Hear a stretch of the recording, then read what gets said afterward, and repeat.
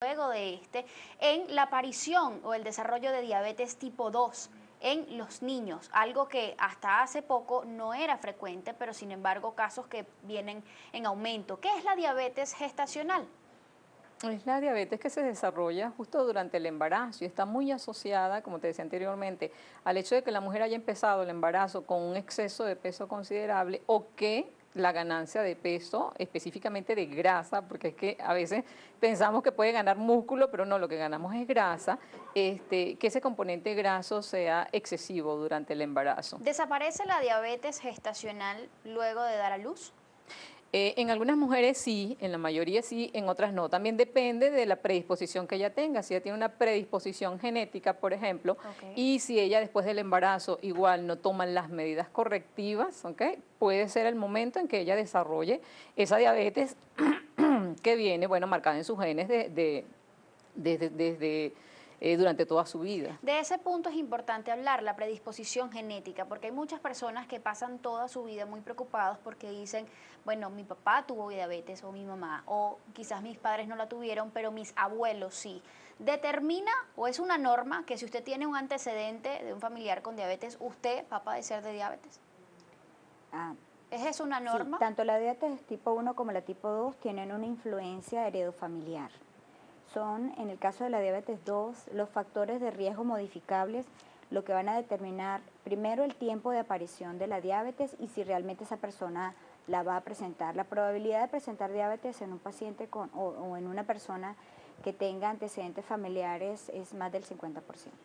Más del Sí, 50%. sí posee factores de riesgo no modificables que no se están trabajando o no se está luchando contra ellos. Ahora, por el contrario, ¿qué es lo que suele pasar cuando una persona no tiene antecedentes familiares y de repente que muy joven desarrolla diabetes? Bueno, es porque pueda tener alguno de estos factores que acabamos de mencionar presentes, ¿ok? Ok. Una persona que no tiene historia de diabetes, pero tiene un estilo de vida inadecuado, que no es saludable, que está marcado por una alimentación excesiva en calorías, en carbohidratos, ¿no? Y baja en nutrientes esenciales o en alimentos fundamentales como las frutas y los vegetales, las condiciones de estrés en que viva la persona también, hace que él desarrolle diabetes tipo 2.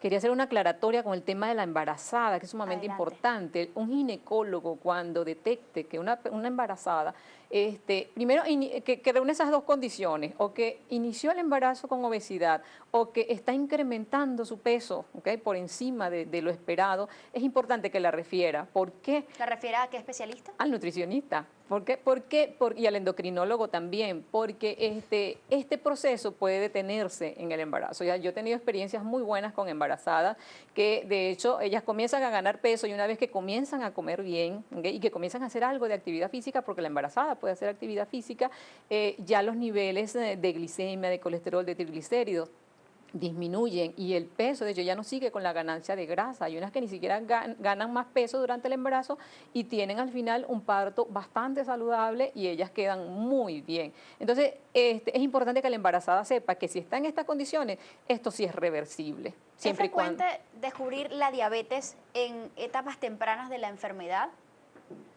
Sí, claro, es completamente susceptible de ser diagnosticada. La idea de nosotros es no solamente hacer un diagnóstico precoz de diabetes, sino hacer un diagnóstico precoz de los factores de riesgo.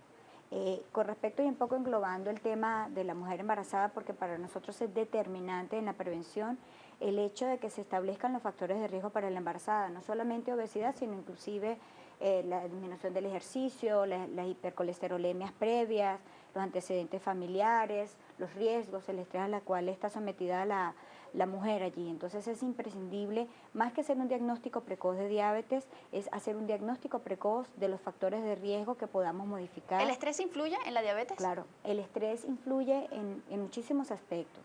Cambia patrones de alimentación, cambia patrones de ejercicio físico, cambia patrones de sueño y cambia inclusive la funcionalidad endocrinológica del paciente, que lleva finalmente a un aumento progresivo del azúcar.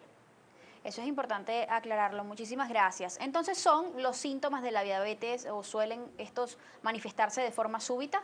Ahí quería hacer una acotación también.